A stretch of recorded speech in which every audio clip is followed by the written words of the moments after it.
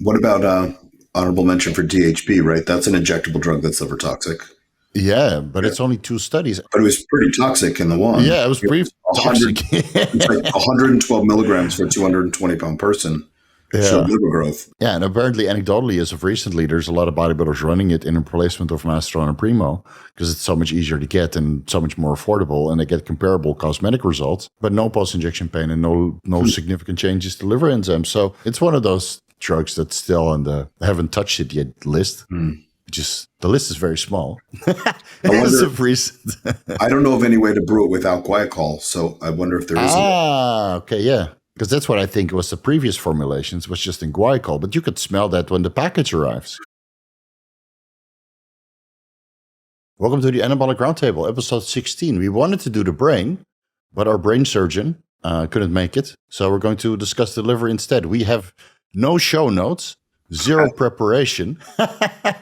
And Dean got punched in or kicked in the face. So let's get started with that. Dean, you did not do a rhinoplasty after your hair transplant. You didn't want to level up the prettiness. You actually got, in your attempt to get a medal in kickboxing, you got kicked in the face. So please. Hooked in the face. So yeah, my brother convinced me to go back to martial arts after an 11-year break. And we went to the WKA World Championships, the final of the Kumite, 20 seconds to go. Got hooked right across the face. In counter to...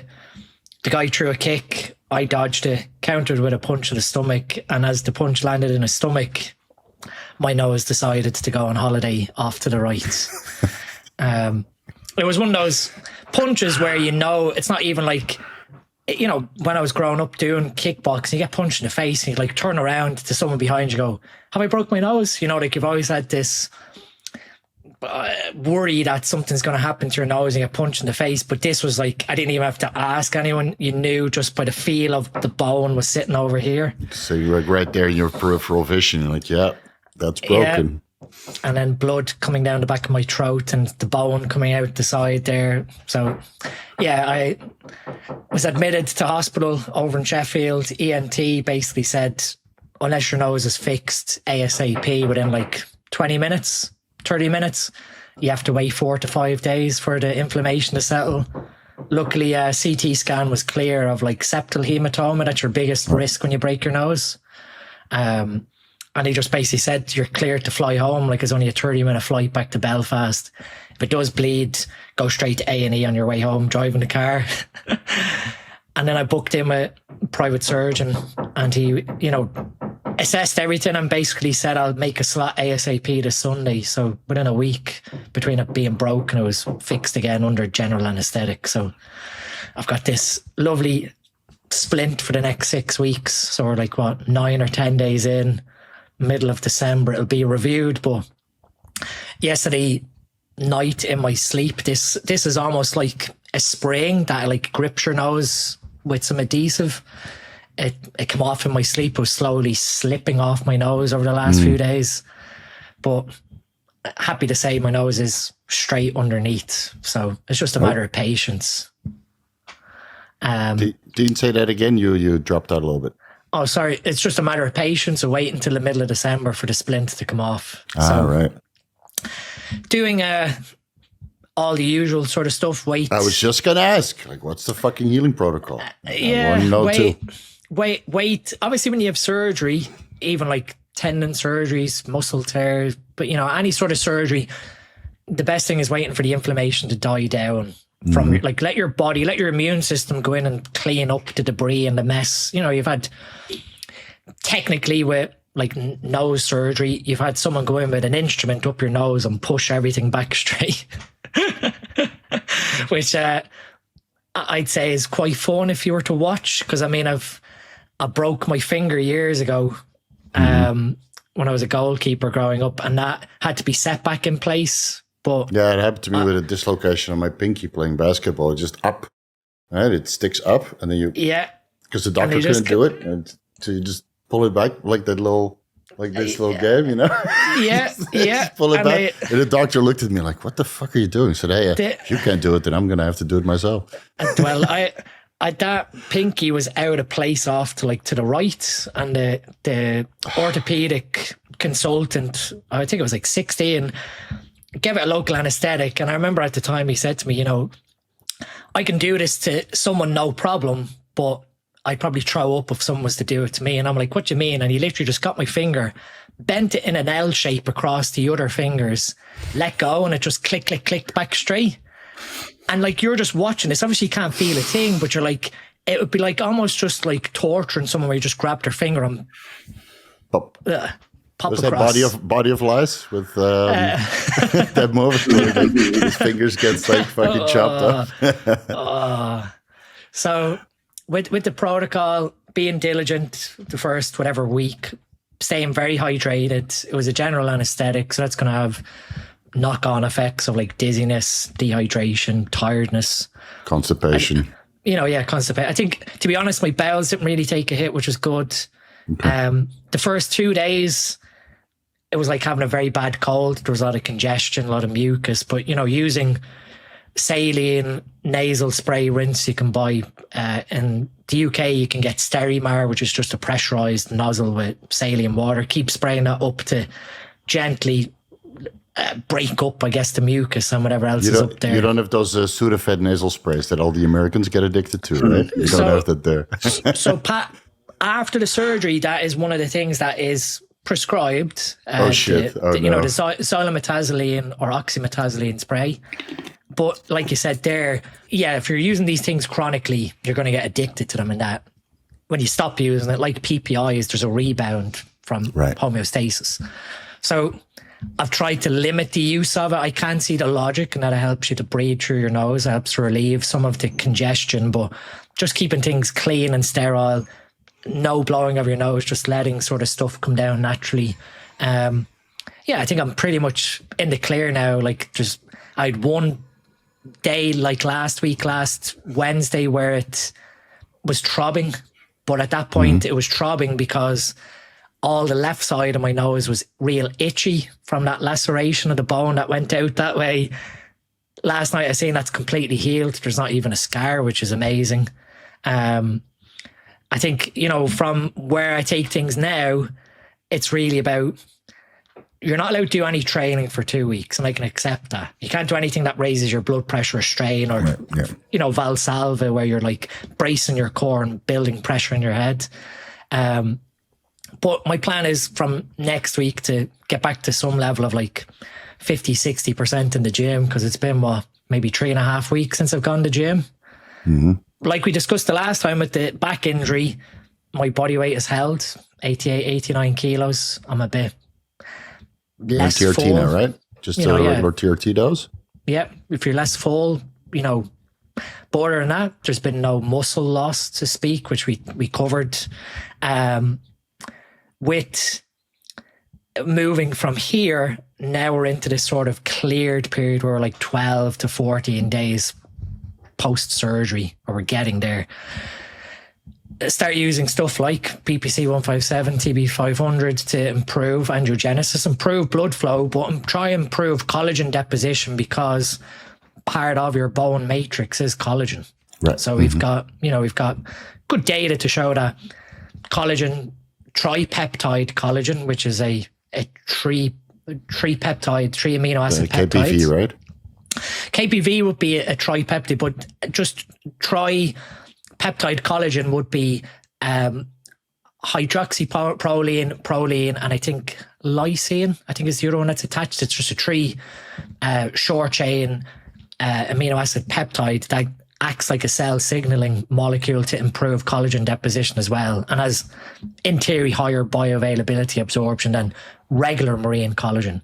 So I've got a mixture of that between like our joint stack, and we've got a tripeptide collagen product for female skin health, but it obviously applies to bone as well. That's sort of the basis of then trying to get that collagen matrix building up again as the chondrocytes then go in and create the hardened bone. So normally fractures, first 2 weeks is like inflammation, resolving inflammation. Then the next sort of 2 to 3 weeks is what they call like callus formation, where you've got like soft tissue deposition into the fracture. And then after that, you have like a reorganization of the matrix of tissue where it then starts to develop hard bone, which is where I think the recovery period is 6 to 8 weeks. Right. With the surgeon, you're not allowed to do contact sports for at least 4 to 6 months, to let it solve itself. When I do go back to martial arts, as in go back competing for another few years, more than likely I'll wear a face guard to protect my nose, because I don't think I want to go through this whole procedure again. Because that was the one thing when I said to Morgan, my wife, I was going back kickboxing. She said, "Don't get hurt." First competition you have, boom. Boom. I mean, I would have loving it to have been a joke to her, but Friday after the Kumite, when I sent her a text message, "Oh yeah, by the way, we're on our way to A&E." She's like immediately trying to phone me, video call, hand the phone to my brother. I'm like, I can't even face her. And my brother was just like to her, "Yeah, he broke his nose. We'll let you know later."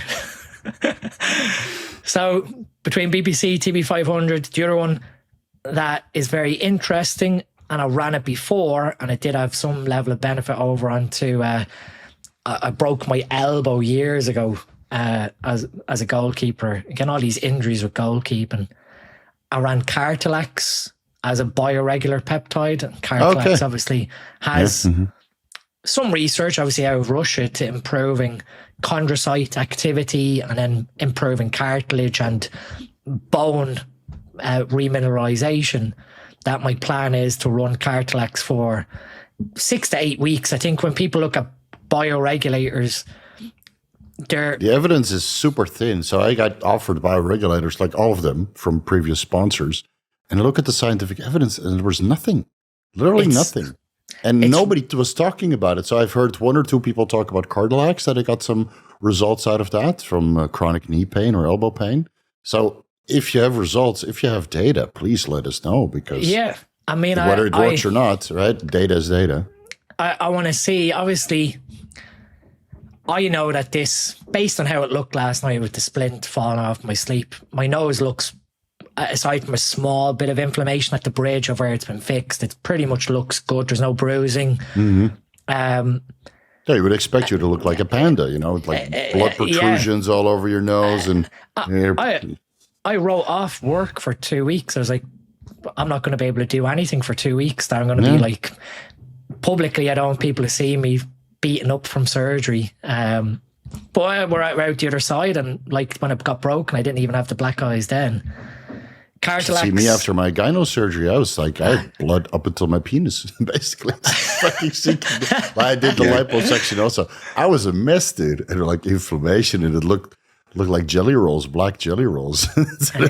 You have to wait for the immune system to clean up the mess. It took weeks. Dude. I think, like you said, with bioregulators, they're not like peptides in that they are peptides, but they work at a genome level. So they influence histone deacetylation and switching on and off genes related to whatever area they've been isolated from. And again, you've got obviously the Cartalax, as in the ALAX bioregulators, and you have the like AGEN. So all these sort of peptides you see, like Cortigen, Cartalax, Testogluten, there's so many of them. And of course it's all Russian made, so that or Indian made, and the research is always a little bit, I don't know, watch talking about research, we should talk about Bioglutide. Holy moly.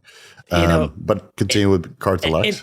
In terms of like that, the evidence, it's very thin. Is it running 2 milligrams for 6 weeks cost wise? I think in terms of like their 20 milligram vials, which is 10 days, you're going to need about 20 milligrams, 10 days, 40 days. You're going to need, 4 or 5 vials, which is about, £150. It's not the end of the world. If that 2 milligrams every day speeds up the callus formation. So what I'm thinking here is in 6 weeks, this splint comes off. You're still at risk of damaging your nose until the bone fully hardens.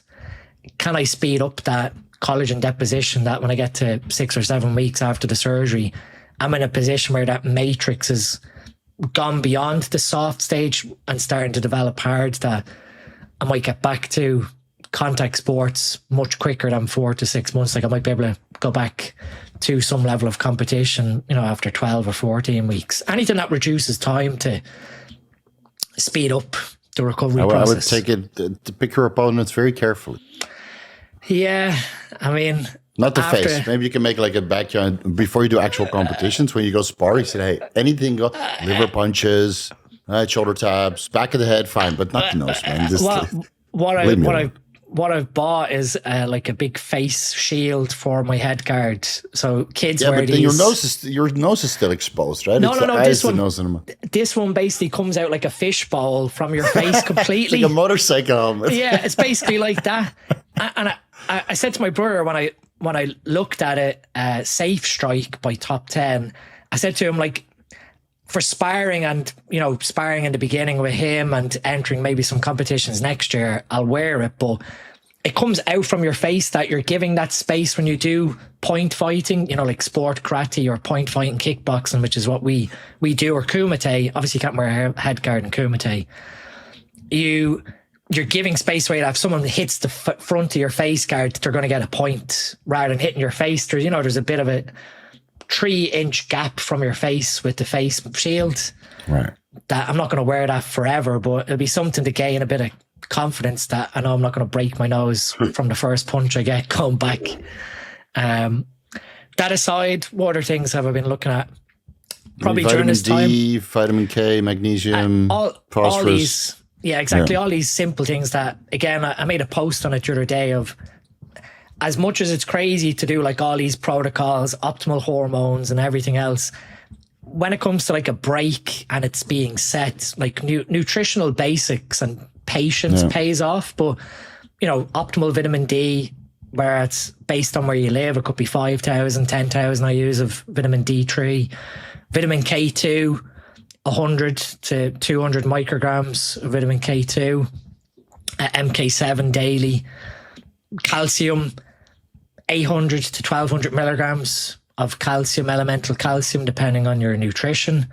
Magnesium, I've probably doubled my magnesium intake over where it sits at the moment. So it's close to about 2,000 milligrams elemental.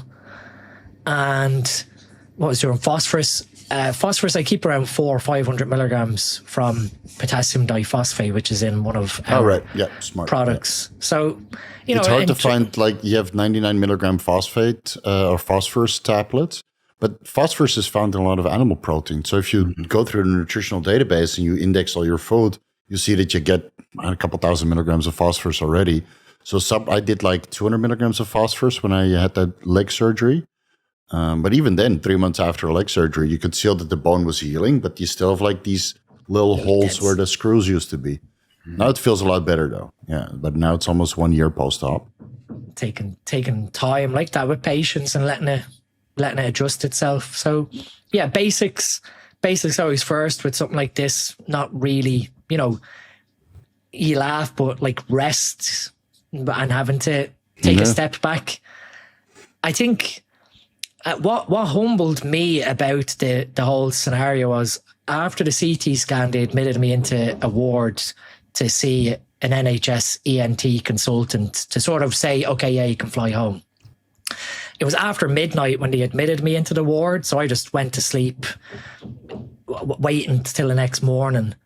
But the next morning, there was 3 other guys in the ward room with me, and one of them just overheard how the injury happened, and he went, "Oh, a kickboxer, are you?" And then he sort of got into a conversation of how he's in there, and it turns out the other 3 guys that were in the ward were undergoing therapy for cancer, like throat and neck cancer, from what I can remember. Smoking related? I didn't really press on it, but with the guy that was talking to me, he was in his like early 80s. He had been in there 3 weeks still waiting on a decision matrix on surgery, medication, chemo, radiotherapy. And he said, to be honest, he was just getting to the point now where he's like, time is being wasted on not taking action. That's the medical system in the Western world, man. That's why a lot of medical tourism exists. Just go somewhere else and pay the money. But if you don't have money, then that's difficult. With that really quickly reframes, and I've said this to perspective, like I'm there with a broken nose and you're thinking, this sucks. I have to have surgery and whatever, that it ruined the weekend of doing other divisions.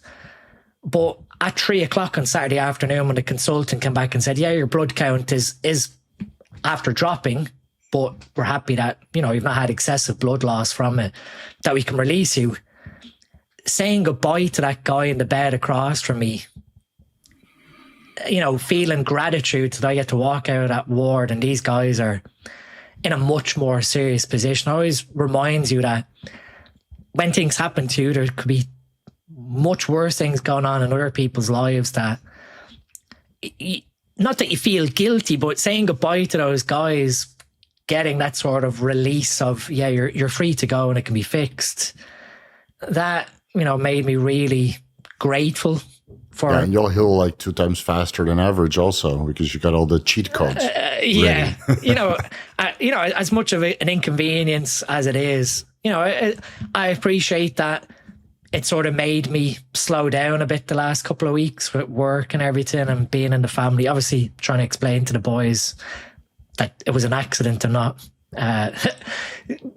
kickboxing related, because one of them does karate and you don't want to have him thinking, I'm going to get seriously hurt doing karate. It happens, man. Yeah, it happens. Just got an unfortunate accident. It's just one of those things. But like the reframing, it's always a nice reminder that things can be much worse. Mm-hmm. Yeah, I know. Kurt, what's new with you? Nothing, man. Just working. Still healthy, still working. Still healthy. Been more than a year on TRT. Man. Any Olympia was 1 year. No. Honestly, no. No?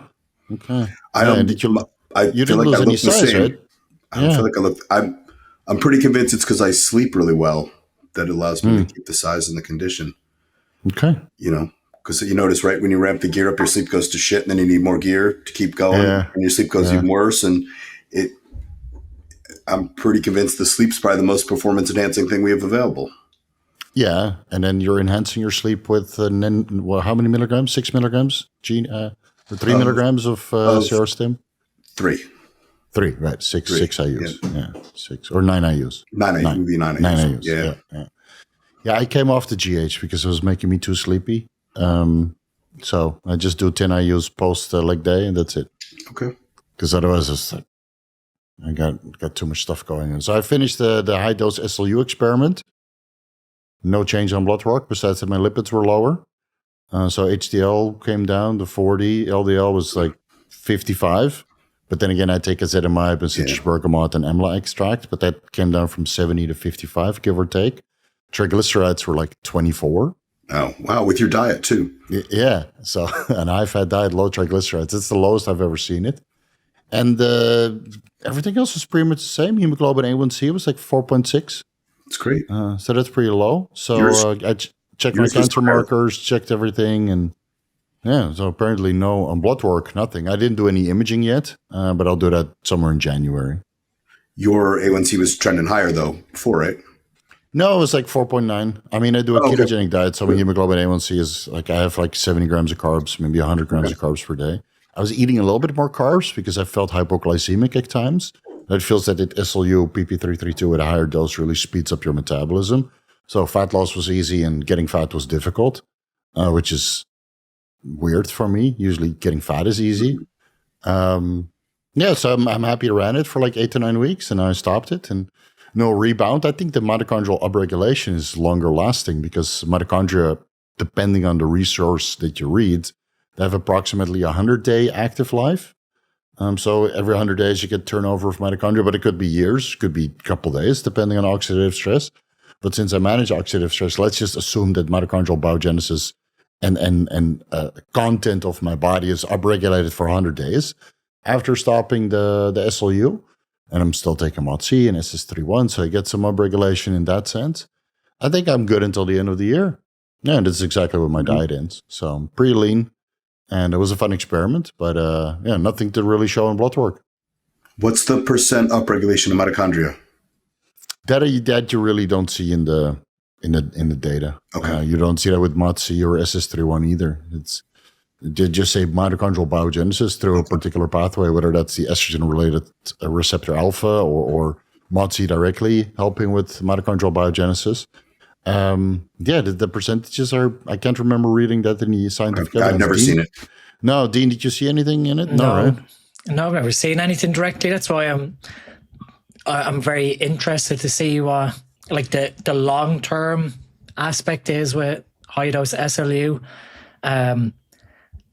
I guess one thing I've done like a bit of not a deep dive to speak, but I'm covering it with SN Education on SLU of looking at what are some of the metabolic pathways that estrogen receptor related alpha and PGC1 alpha interact with in terms of like the knock-on effect to oxidative phosphorylation.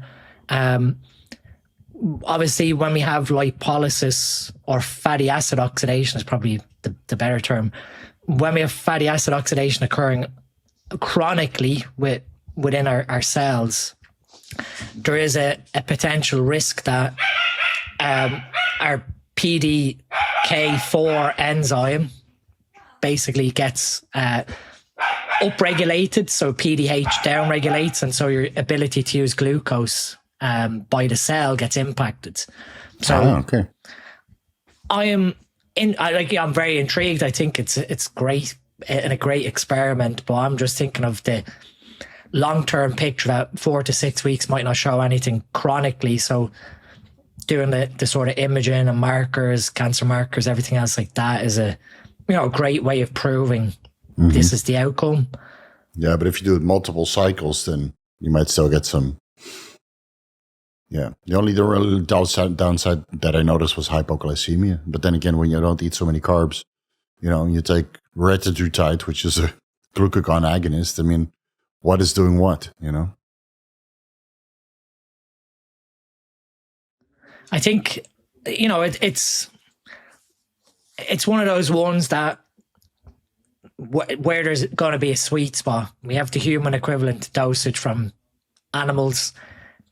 Is that technically the best dosage for humans? And, when you screen everything out, I think what would be really cool to do would be like looking at, I guess, some markers of mitochondrial health and mitochondrial efficiency, like actually being able to work out the efficiency of the mitochondrial complexes. I think there's a private test I've seen online, Mitome, which basically characterizes the efficiency of each complex of the mitochondria.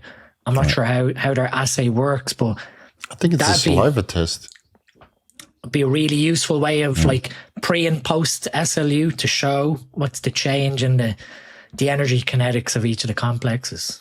Yeah, somebody in the US has to do that because I think they only deliver in the US. And otherwise I have to use my shipping forwarder, but then I'm not sure how stable it would be. It takes about 4 weeks to arrive. So all my motorcycle parts are stuck with my shipping forwarder. It takes weeks, man. Yeah, so that would be a fun experiment. But I'm done for now, so I'm just going to see how long this upregulation of energy and enhanced fat loss lasts. And then if it's approximately, I don't know, the lifespan of mitochondria, then I know 100 days later, give or take, when the energy levels start to diminish, that the upregulation is complete and then back to baseline. Which would be a longer effect or a similar effect to upregulating your hematocrit with EPO or boldenone or anadrol, and a little bit longer effect compared to TRT, right? You stop your TRT 6 weeks later, you're in the gutter. But the first 4 weeks, you're like, actually, I feel pretty okay. And then suddenly you do your blood work at week 5 or 6, you're androgen deficient, and then you feel it. So I think that at one point there will be a crash or decline back to baseline, and then I'll feel it. But so far, so good. Yeah. Dean, maybe talk about the different dosing protocol for the GLPs, the compounded stuff versus the pharma stuff. You did a post on Instagram, right? So it wasn't even. There's obviously the debate both sides. One is on about microdosing, one's on about macrodosing. There's no debate. There's no debate. We don't listen to chiropractors. I think what I wanted to do is present both sides on yeah, maybe there's for and against to both sides.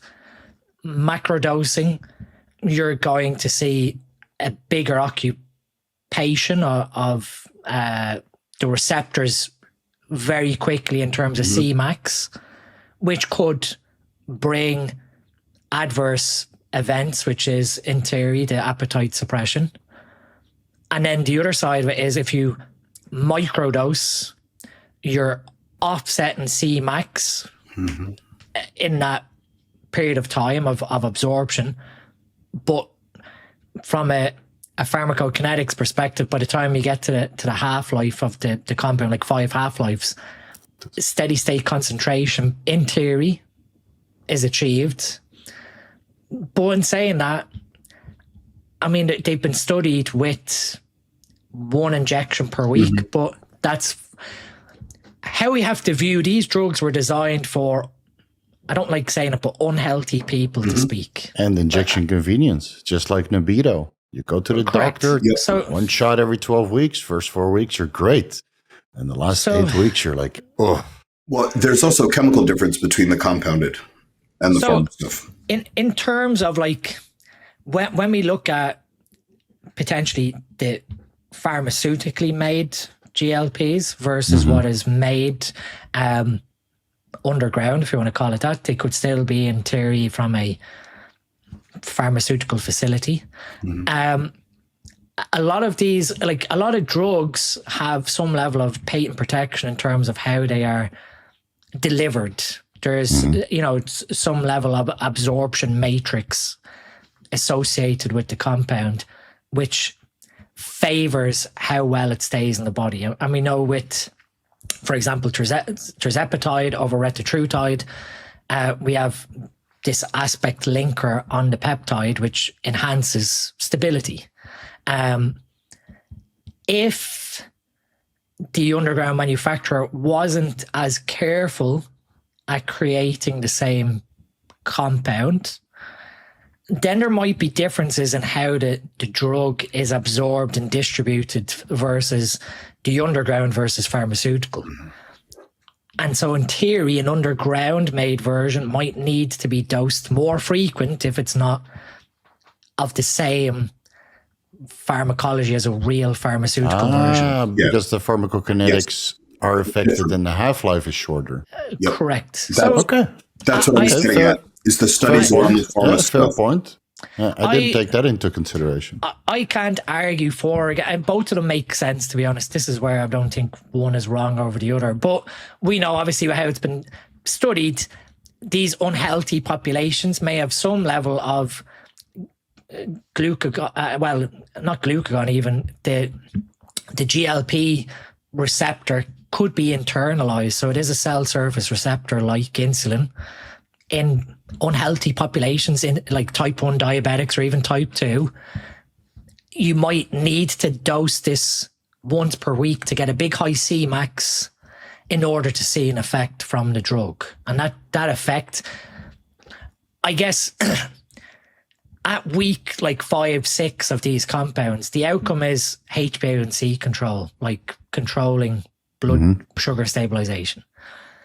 The appetite suppression is technically a side effect of the drug. It's not, yes, it's been repurposed to be the primary outcome for obese people who may or may not have type 2 diabetes. But dosing it in that large bolus might actually cause issues for a metabolically healthy person who may need to dose it less frequently or dose it more frequently, but at a much lower dose. So the microdosing. Which one is the correct way? Again, compliance, safety. If you do, like, not to create dosages, but let's say you do 2.5 milligrams of retatrutide or 2 milligrams of tirzepatide, you try and mirror what the clinical studies have, and that for that person who has, like, I don't know, 8 to 10% body fat, that it just makes them completely nauseous, causes pain and paralysis of their, smooth muscle of the intestine, then they might benefit from going to a lower dose, whereby the appetite suppression is still present, but it's not to the extent that it's causing adversity. And you're still getting maybe some of the GLP-1 response of improving pancreatic control of insulin, etc. So it wasn't, my post wasn't like one's right, one's wrong. There's arguments for and against, but like Kurt brought up, I wanted to highlight when you look at the research on the pharmaceutically made compound of how it's been engineered, that I forget now what you call it exactly, but the part of the polymer that's coming off the GLP aspect is what is making it resistant to DP4. So in terms of the dipeptidyl peptidase 4 enzymes, which cleave that, metabolize these kinds of hormones. What I would also like to contribute is that these people that are in the studies, right, there are higher body fat levels. And I'm sure you guys have noticed that with insulin, for example, if you take 5 IUs post-workout, you're 20% body fat, your blood glucose levels are not as affected as when you take them at 8% body fat, 5 IUs. Because the dispersion and the absorption at a lower body fat percentage is significantly higher. So if you take a pharmaceutical compound at 25% body fat once per week, maybe the curve of absorption is significantly different compared to microdosing, lower dosages, multiple times per week, because you have low body fat levels and you use it purely for appetite control because you can control your hemoglobin A1C and your blood glucose and because you live the lifestyle. So I think maybe a bolus dose is better for fatties. And microdosing is better for people who are actually in shape and use this for appetite suppression because you don't want too much appetite suppression. Because I remember when liraglutide came out, I used a pharmaceutical brand of it, but that's the only thing that was available. We didn't have generics of liraglutide at that time, 3-4 years ago. So I got the pharmaceutical version, paid an arm and a leg, and I would dose that 6 days a week and skip it on Sunday, because on Sunday I wouldn't get too much appetite suppression, so I could have my refeeds. And this seemed to work quite well. Now with these longer acting, dulaglutide, semaglutide, tirzepatide, or retatrutide, obviously you can't skip a day or two because it's still active. It has a multiple day half-life. But it seems that with the microdosages, you don't have to suffer through these nauseating effects, which a lot of people experience with bolus injections, especially at lower body fat levels. So the first couple of days, you're just knocked out. Good luck doing a heavy squat. Good luck doing leg presses or reverse hyperextensions or what is it? Glute work where you have a barbell in your chest, in your stomach. It just presses your stomach too much and you can't even train properly. So I would always favor towards microdose just simply from a management perspective. Minimal side effects, maximum results. But a bolus injection for fatties, and they don't know how to inject, and you use the auto injector, the 2 milligram semaglutide or the 1.5 milligram dulaglutide. Sure, go for it. But I don't identify as a fatty.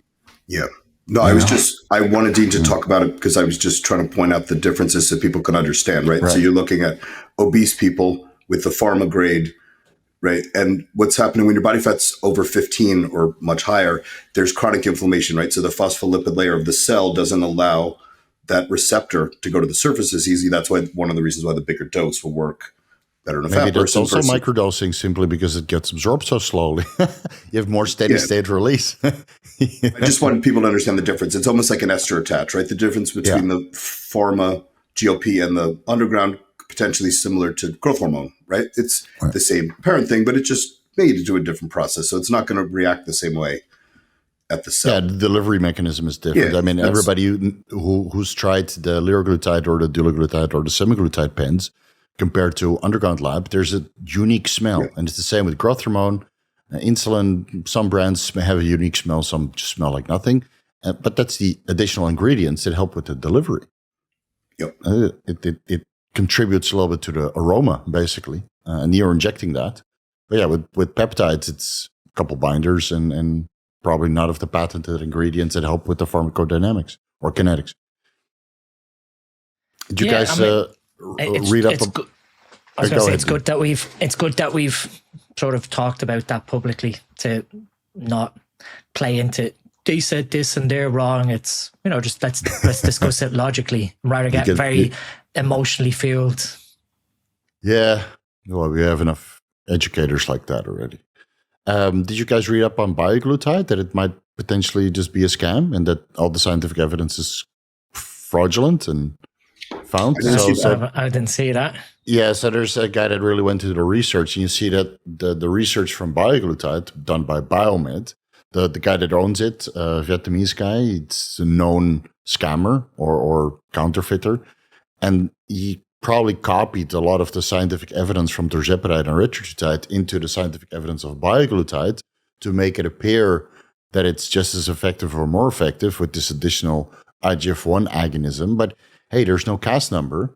And all the people that I know that allegedly got Bioglutide from China, there's one or two sources that were selling it, said that it didn't do anything. So the scientific evidence is thin. The owner of Biomed might not be a legitimate businessman. No CAS number. And again, those studies of Bioglutide, I don't think they're published in reputable publication sites. So Bioglutide, I think we can write off. Okay. If you want IGF-1, use IGF-1. Yeah. Or similar to the curcumin stuff, that all that original data on curcumin and all those health benefits and cancer stuff, it was done in India. Turns out that guy literally made up all the data. Yeah, and when you dive into cerebrolysin, it's the same thing. I did a cerebrolysin deep dive, and you realize that it doesn't contain brain-derived neurotropic factor, where initially that's what they claimed. It might act as a brain-derived neurotropic factor secretagogue with some of the peptide chains, but exercise also enhances brain-derived neurotropic factor. Cerebrolysin does do something, though. I mean, it's not placebo. It clearly does something at higher dosages, where it removes brain fog and makes you feel more recovered from a mental perspective. But what it contains exactly, I think Bioglutide, cerebrolysin, and some of the bioregulators, it's a bit dubious from what I've seen so far. Last thing before we get into the liver stuff, we've been rambling quite long already. Victor Conte passed away, so I wanted to give him an honorable mention because he's one of the first drug educators and influencers and the guys that did drug design for people to beat the drug test. He passed away at, I believe, 72 years old. Not exactly sure what the cause is, but I mean, he was one of the OG guys back in the day that contributed quite a bit to the athletic community, like tetrahydrogesterone. That's the compound he designed, and many athlete, we shall not name any names, but has used that compound until they had a drug test for it. Did you guys do any research on Victor Conte and what kind of things he contributed, or don't really know? No, I know the name. Other than the very interesting Netflix documentary they made on him. Fascinating.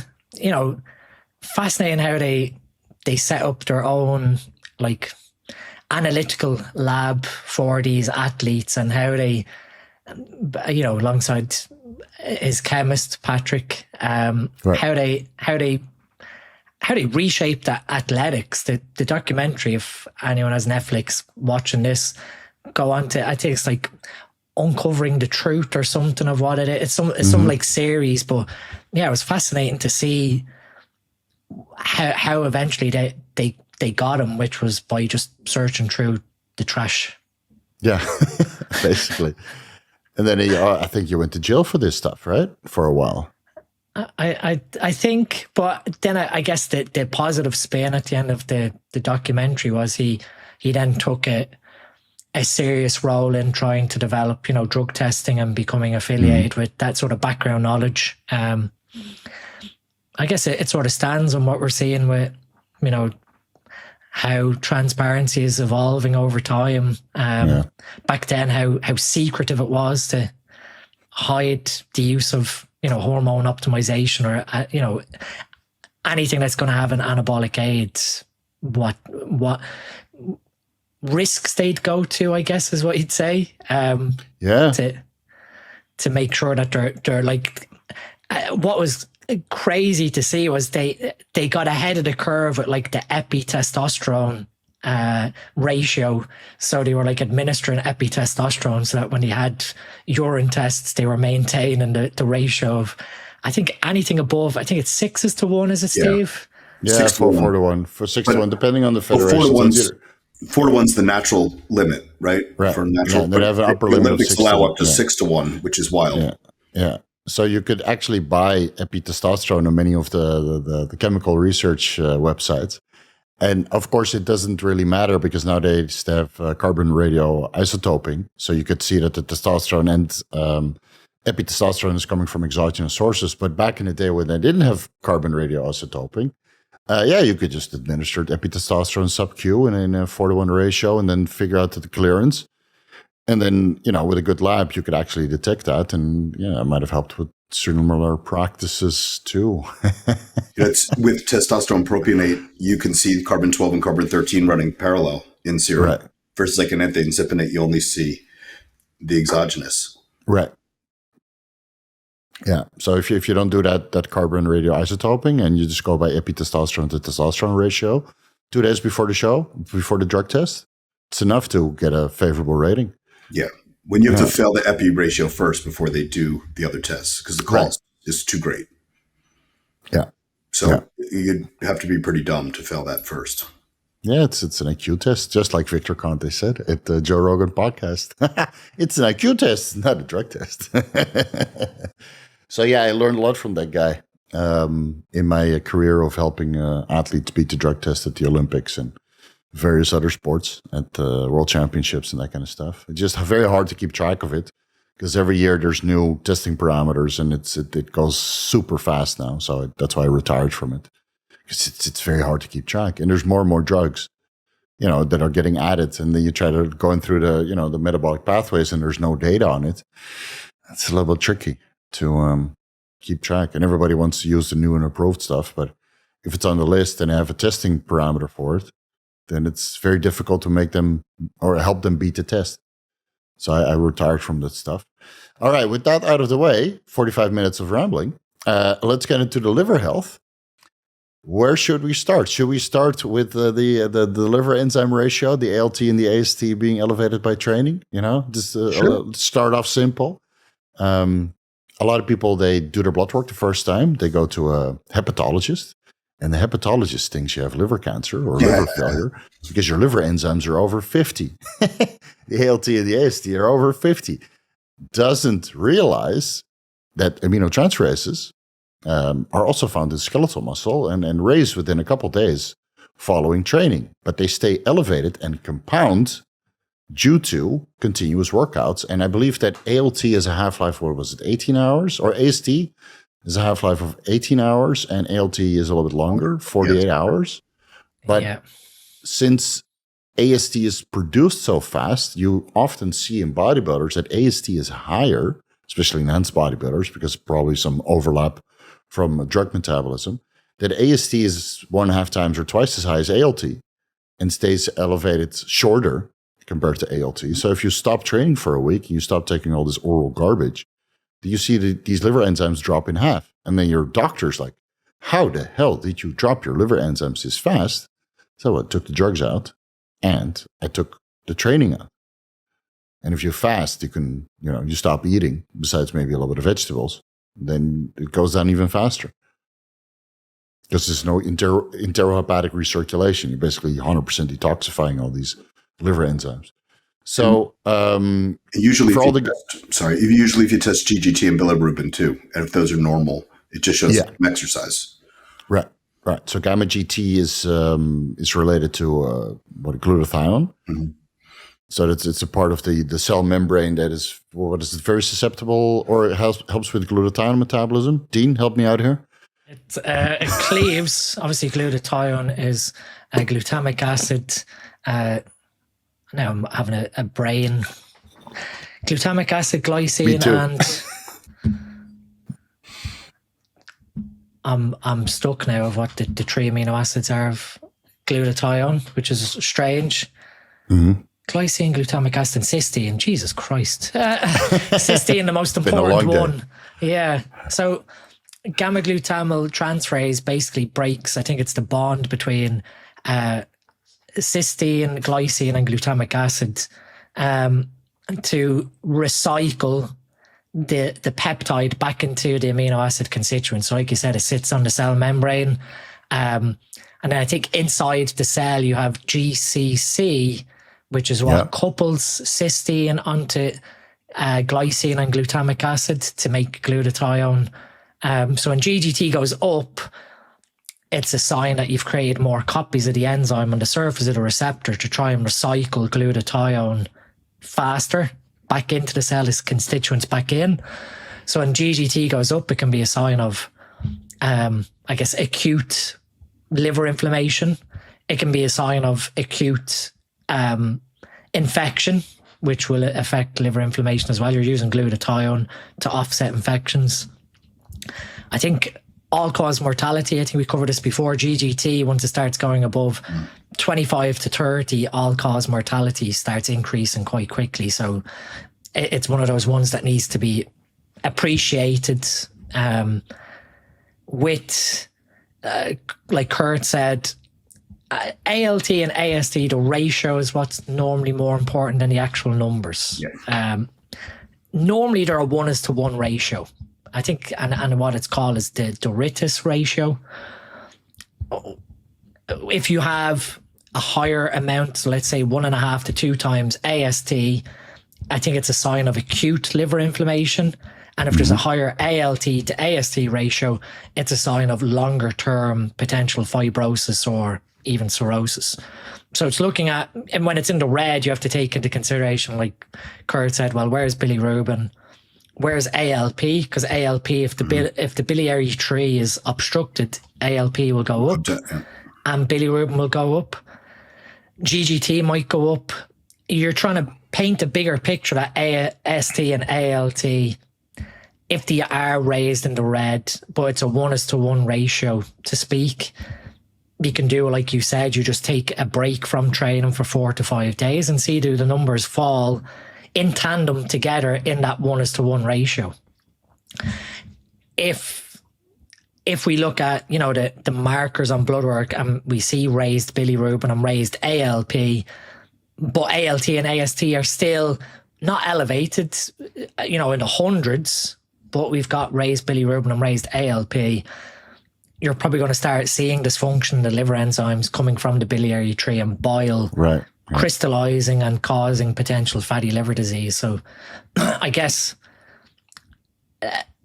like cancer risk or fibrosis, cirrhosis, I think the very first thing most bodybuilders need to consider when it comes to the liver is fatty liver disease, or it's not even like non-alcohol fatty liver disease is not how they term it anymore. I think it's MASLD, which is metabolic associated steatotic disease. Yeah, they're reading it. Yeah. Which is to be a bit more PC, I think, towards the impact of chemicals, medications, the environment, etc., on developing fat in the liver. That's not just because you abstain from alcohol, say non-alcohol fatty liver. Yeah. When you associate to metabolic inflammation and metabolic steatosis, then you have to figure out, well, what's the root cause? Is it raised cholesterol? Is it impact from what you're ingesting? Lack of choline, inositol, like improving fat transport down into the small intestine. Risk-wise, I guess if you do suspect something's not right with the liver, then you can do, you know, non-invasive fiber scan, which is a transient elastography, which sends a pulse of energy across the liver and measures the resistance or the shear force of the pulse of energy going across the liver to give you a sign of like liver flexibility or liver steatosis from resistance. But with fiber scan, there is a caveat that because it's a pulsed wave that goes in between your ribs from the side, so it's not invasive. It's relatively straightforward. It takes about 10 or 15 minutes to do. Yeah. And you get an answer very quickly on your fat score of your liver and your liver's elasticity. You could still get a good result with a fiber scan, but miss a small pocket of scarring on the liver that a global scan with an ultrasound would pick up. Yeah, so I remember. Like the global picture should come from MRI or a abdomen ultrasound, but FibroScan's non-invasive. You can do it, privately, relatively easily, and you can then take direct action off that result versus what your blood enzymes are saying. So I guess it's important to track the liver enzymes, especially with like contest prep, etc. Probably because, and a lot of people misunderstand what I've said before, so I think it's good to clarify this. The animal research suggests that when the androgen receptor is activated within the liver, the bone-derived mesenchymal stem cells cannot infiltrate the liver. So they've done a really nice study with rats whereby they basically have a super physiological level of testosterone, and then they knock out the androgen receptor within the liver and show that when they induce a level of damage to the liver, the ones that have the androgen receptor knocked out allow the stem cells in to repair the insult to the liver, where the ones with androgen receptor activation don't see as much of an improvement to tissue regeneration. And that was where my hypothesis is that if you are running chronic superphysiological levels of androgens, if that research from animals does apply to humans and you're running toxic oral cycles to speak, where you're creating liver inflammation, you're creating stress on the liver cells, and you're still cruising in a superphysiological level, the inflammation you've created at the liver, you're stopping that, I guess, repair process or the infiltration of the stem cells. And that potentially is where I think maybe that link of hepatic carcinoma comes from. What we see in the case reports of guys developing liver cancer is because they blocked that infiltration of stem cells. Right. Does that happen all throughout the body? There's no other evidence to say that. So it's not blocking stem cells of everywhere in the body, but it is very well postulate that if it does occur in the liver, there is probably some potential of other stem cell infiltrations being interfered with. It enters, so they enter the inflammatory cells in the hepatic tissue, and they cause hepatic cell growth as well, like you're saying, through the androgen receptor. We don't see that in other parts of the body. No, and that's why you see liver weight usually goes up in these Hirschberger bioassay studies with the steroids in rat models, where liver weight significantly increases. And that is proven with most steroids. Now, I will also say that I've had many clients that do stem cells, and the large majority of the stem cell clinic, regardless of what kind of stem cells they inject, always recommend the client to come off steroids completely for the duration that, the treatment takes place. And it could be a couple of weeks, depending on the stem cell, or at least a couple of days before the stem cell treatment. Depends if it's systemic or localized, because a lot of clinics offer the systemic stem cell treatment, right? It goes intravenous with all kinds of other treatment options. And what they do is upregulate mitochondrial biogenesis with SS31 and some other mitochondrial peptides, administer the stem cells, all while you're basically androgen deficient. Yep. And that seems to have a good outcome. This is why, Dean and I talked about this, I think, in a previous video. This is why it's important to blast and cruise. Right. This is what the cruise below superphysiological amounts are needed for, so the stem cells can actually go to the liver and help it repair. Yeah, regenerate and heal the damage. If someone's on TRT and they blast, it's not like you're going on a cruise, you're recovering. What are you recovering? You shut down anyway. It's just so the stem cells can do their job. Right. Because otherwise they get that pluripotent amount of stem cells. The ones that are vague, that can go anywhere, are just committed to the muscle line from the androgens. And how long would you suggest the cruising period? And we're talking about like super physiological levels or low, right? Just 800, 900 nanograms per deciliter, no more. What's the safest way is right? Time on equals time off. Right? And then I've argued that super physiological level could be dictated off your genetic makeup. So if you were unfortunate and you have low testosterone naturally, like 350, 300 nanogram per deciliter, and you're running TRT at 800 nanogram per deciliter, in theory, depending on how your genetics change from the exposure to the androgens over time and epigenetic control, technically that TRT dose versus where you sat naturally could in theory be super physiological. So even going on your TRT health phase could have that effect. So you're in a position of, like you see there with the stem cell clinics where you have to come off everything. And that's to ensure that, it might suck. You might be in a hypergonadal state, but it's allowing the stem cells to infiltrate, take residency, I guess mature, and then you can influence their biology with hormone optimization once they've taken residency. So it's fascinating. Might explain why some stem cells fail, because they don't take that aspect seriously. Yeah. Or you go back to the gym too fast and you create localized inflammation, which also damages or prevents the stem cells from taking residency. Right? A lot of people are like, I'm going to go to the gym again, and then surgery or treatment failed because the body's just too stressed from the workout. And super physiological amounts of testosterone is not just defined by the blood level, right? Kind of what Dean was doing. That's where the 300 milligram and above becomes super physiological, because that's the time that there's a body response that's greater than the body can naturally do, right? And 250 and under, that's why that's generally the TRT range, because even if your nanogram per deciliter is 2000, you're probably not getting much more of a response to the androgen receptor than you would from your natural hormones, right? That's why you can't just look at the blood level and determine super physiological versus not. Yeah, it might just be better to do an HCG protocol or come off completely. I mean, it's not the end of the world. I've come off many times. And then you're androgen deficient for a while. Well, if that makes your stem cells work better, it's 3 months. It's even in 3 months androgen deficiency. It's okay. It sucks, but if it allows you to heal. And if you're still lifting, it's a trade-off. You're not going to lose much muscle. No. Right? No. Lifting sucks, though, on androgen deficiency. No, I'm not saying it doesn't. I'm just saying, but the guys that tend to lose, the guys that gain a bunch when they blast and then lose a bunch when they cruise, it's because they're training like a lunatic when they're on drugs, and then they can't maintain that when they're not.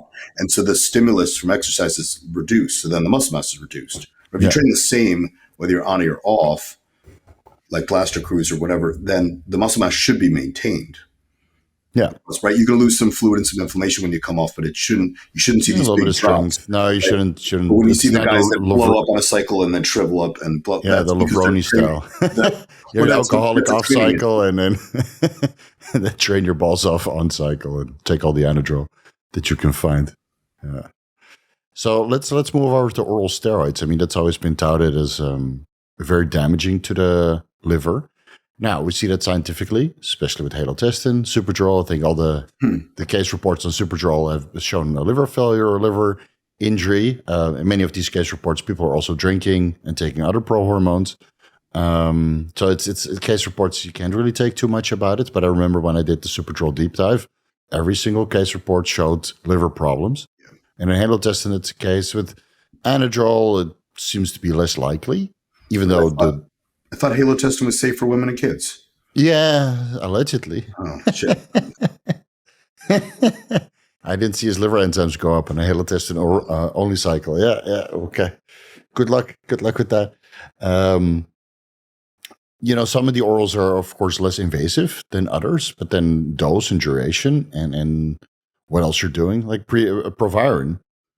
I mean, it's not really anabolic. It lowers SHBG, but it also doesn't really seem to affect liver enzymes. That's where the methyl group is. Yeah, exactly. Primo acetate. It has to do with the methyl group. The lower down the methyl is on carbon chain, the less toxic it is. Right? As you move up, it tends to become more toxic. Or the more methyls you add. Right? Yeah, what was that compound that is like trimethyl, all those are like very toxic. And that's why Primo acetate and Proviron aren't particularly liver toxic, but they have huge phase 1 metabolism. So they're just you lose a huge portion. Yeah, you lose a lot. Yeah. And that brings us to the injectable orals. Now, the only ones that are really work are injectable anadrol and injectable YK11. YK11 injectable Winstrol. didn't. Oh yeah, injectable Winstrol. Yeah. And That's people true. make injectable D-ball. Oh right, yeah. I never used that though. Did that change liver enzymes for you guys? Did you ever try it? I never tried seeing it. But both it does, because it's still 17 alpha alkylated. Right. And if it weren't, it would be equipoise. Right. Yeah. Exactly. Yeah. Yeah. So with YK11, it had no effect on my liver enzymes after 6 weeks of 30 milligrams per day. That's the only injectable oral that had no effect on my liver enzymes. But it does when it's orally. When it's absorbed orally. I think also not. Interesting. Oh, well, that would make sense, because why would it become more liver toxic if you inject it, if it's not to begin? Yeah. Right. Exactly. Right? The problem is, like, Winstrol is the same drug. You're just changing where it's being administered. It's not going to change the fact that it's still toxic. Yeah. But the Winstrol seems to destroy your lipids more than your liver enzymes. Yeah. Well, that's hepatic lipase clearance. Yeah. Right. So the androgens increase hepatic lipase, so then the HDL is just going to get excreted faster than you can produce it. Right. And orals have a much worse effect there. Right. But the liver also magnifies these drugs as well. That's why EQ and D-ball are the same chemical, but when you, right, because it's methylated D-ball and you take it orally, it magnifies its response. Right. Yeah. And then you have a little bit of different metabolism because it goes through the liver, so you have more methyl estradiol.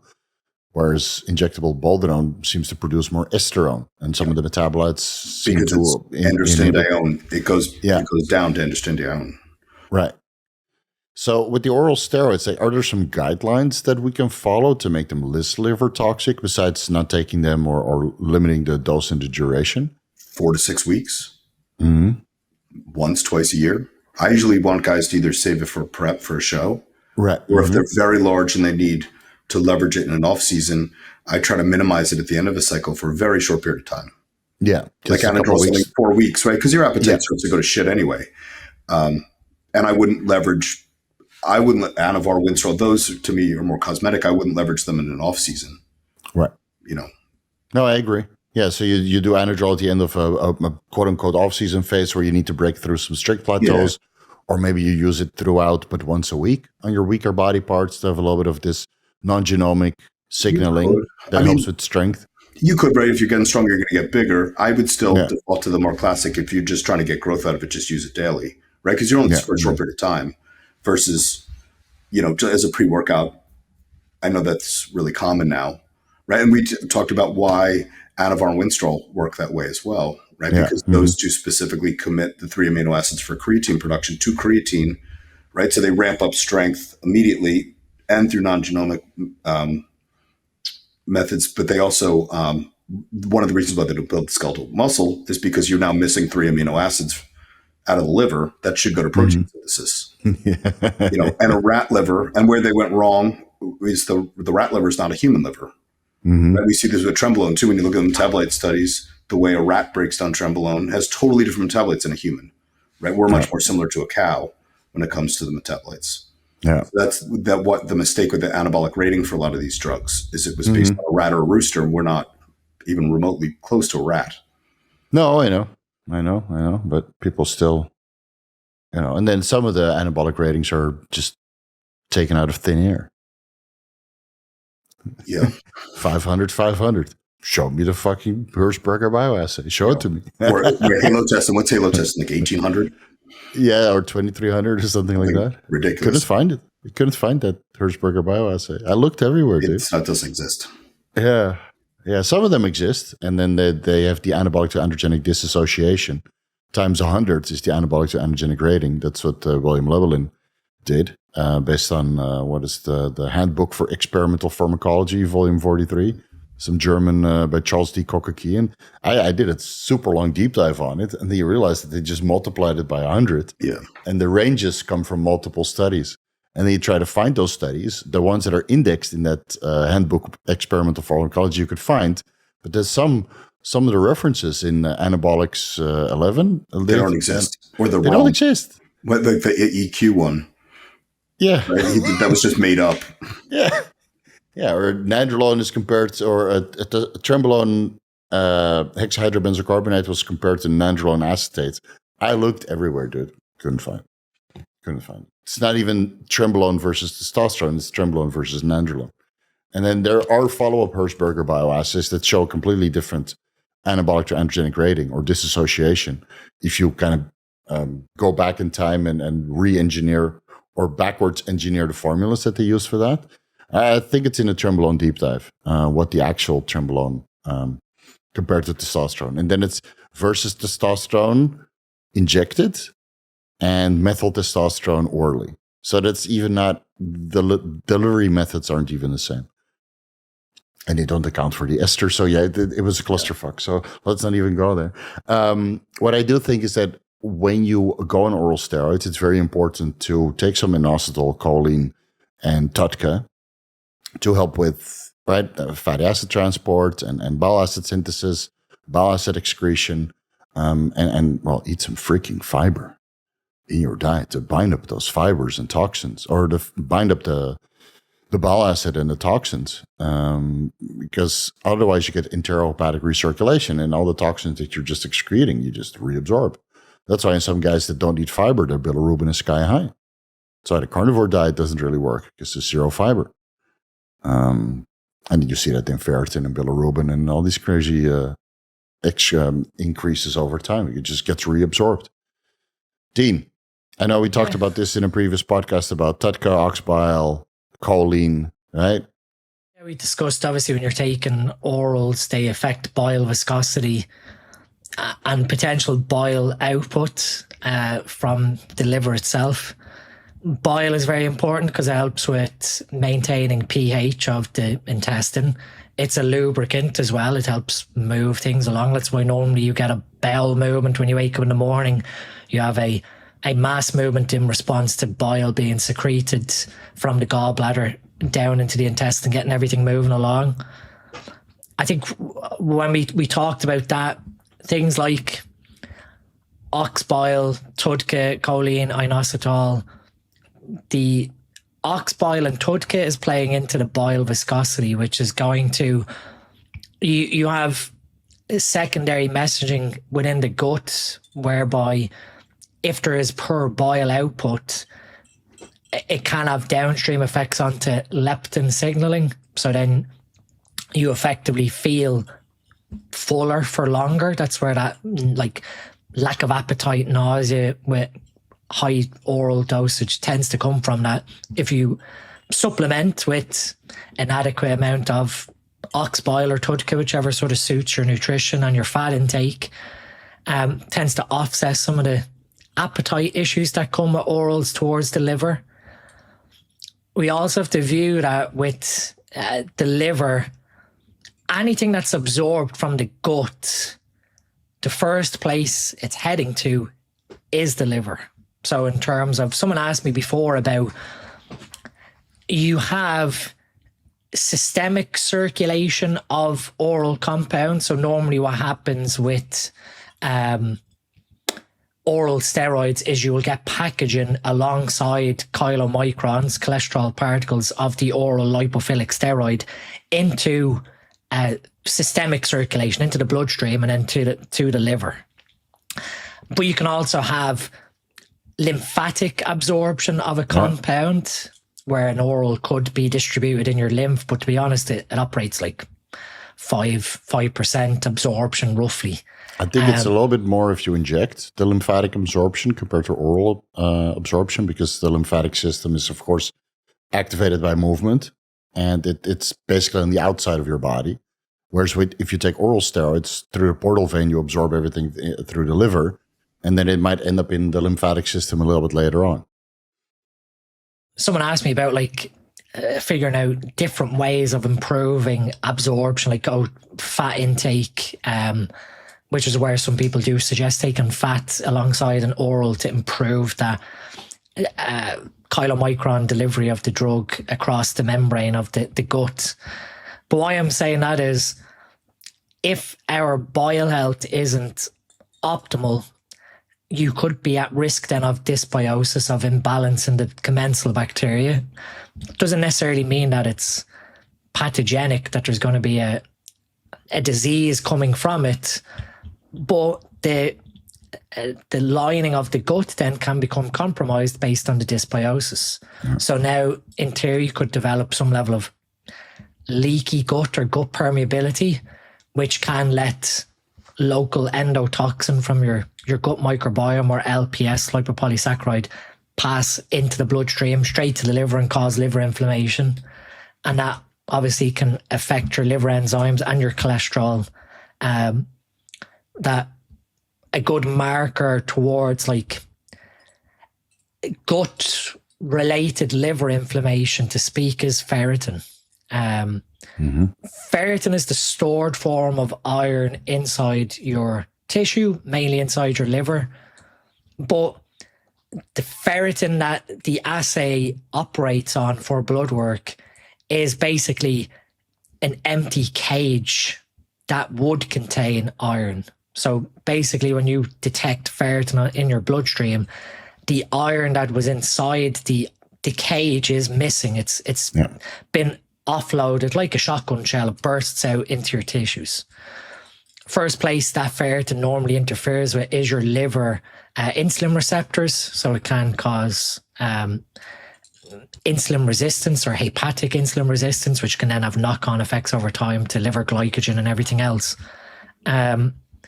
That using that to then decide, well, what impact is the oral having to the gut microbiome linked back to the liver?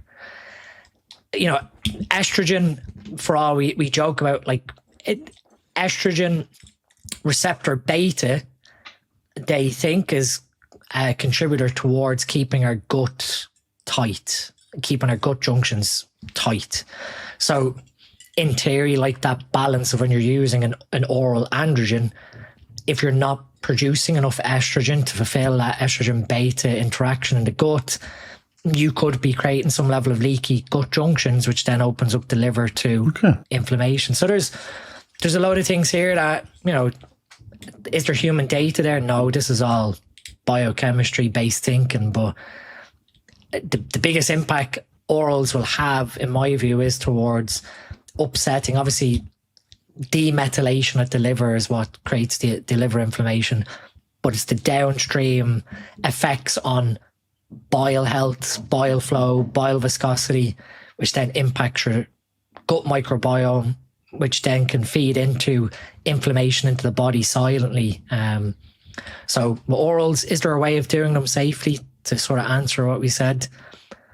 Maybe if you stay on top of your bile health, like you said, fiber, prebiotics, paying attention to your digestive response to certain foods, fermentation.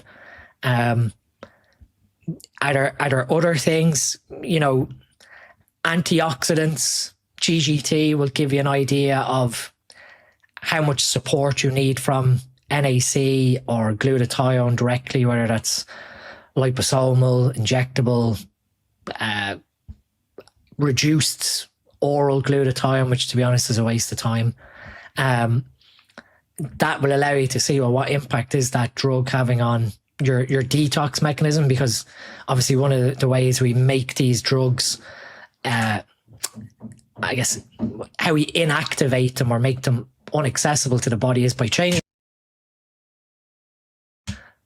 but also changing their structure through phase 2 metabolism, which is making them more readily excreted, which is where sulfation, glucuronidation, and glutathione conjugation comes in. That, again, having adequate nutrition to play into sulfation, to provide sulfate groups for your body to utilize. Similarly with glucuronic acid, where it's with calcium D-glucarate or cruciferous vegetables, or you're sort of ensuring that your fiber intake is optimal. When people look at things like for supporting the liver, like taking DIM or what's this? CDG. Dinomethane and you have DIM, and then you've got IC3, which is that's a precursor. Indole-dicarbonyl, which is the precursor. Yeah. How they work is by helping to induce enzymes within the liver. So I guess this is another side junction to cover, is that depending on what you are taking, whether that's supplements, food, the environment, different things are going to affect your CYP enzymes, whether they're going to induce them, which is speed them up, or inhibit them, which is slow them down. There's big implications here. Luckily on Wikipedia, that's all indexed.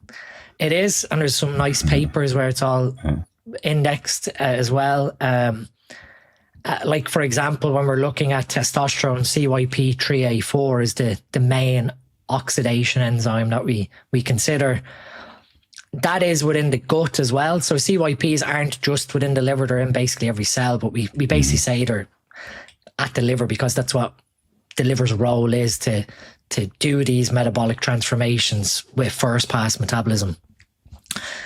With CYP3A4, I think off the top of my head, one of the inducers of it, which will speed it up, is St. John's wort. Yeah. St. John's wort is an inducer. So if you speed up CYP3A4, you're going to metabolize and clear testosterone quicker. Not only testosterone, there's a whole list of substrates that go through the 3A4. Caffeine is another one that goes through 3A4. So normally a crude way of assessing whether genetically, like from a inheriting aspect of your CYP3A4 genetics, is if caffeine is a substance that causes anxiety or jitters with low dose exposure, it's probably a way to assume that your testosterone metabolism is going to be slow. So your caffeine metabolism is slow, causing side effects, which means that's a good proxy. In terms of how you then assess your response to testosterone, if you don't get on with caffeine, you might want to consider, when you're using testosterone, using a lower dose, because in theory you're going to be a slow metabolizer. But in saying that, it just becomes a minefield in terms of there's that many interactions with CYP that I did videos in this. It's a mind fuck. You could be taking one supplement that induces it, but another supplement that inhibits it, and then another supplement that induces it, and the overall net effect, you don't even know what's going on. No, you don't know. So rather than getting in a tizzy over, I'm taking this supplement which slows it down, this one that speeds it up, monitoring like GGT, ALP, AST, it gives you a better idea of what's going on within the internal biology than hyper-focusing that shouldn't take this because it's going to speed it up, shouldn't take this because it's going to slow it down. I did experiments with this, with grapefruit and fluvoxamine and modafinil and St. John's wort, would all inhibit or induce 3A4 to a certain extent. There's no change on blood work. No change. Does grapefruit and fluvoxamine make your anadrol more potent? I think sublingual or injectable administration is more potent than oral administration, noticeably. And if you inject your anadrol, man, the bumps are almost twice as pronounced. If you take anadrol sublingually, you bypass first metabolism, then you don't get that metabolite, the very androgenic metabolite, again, based on Hirschberger bioassays. What was it, mestanolone or mestrolone? No, mestrolone is providing. There's a metabolite of anadrol that is produced in the liver that is very androgenic, allegedly.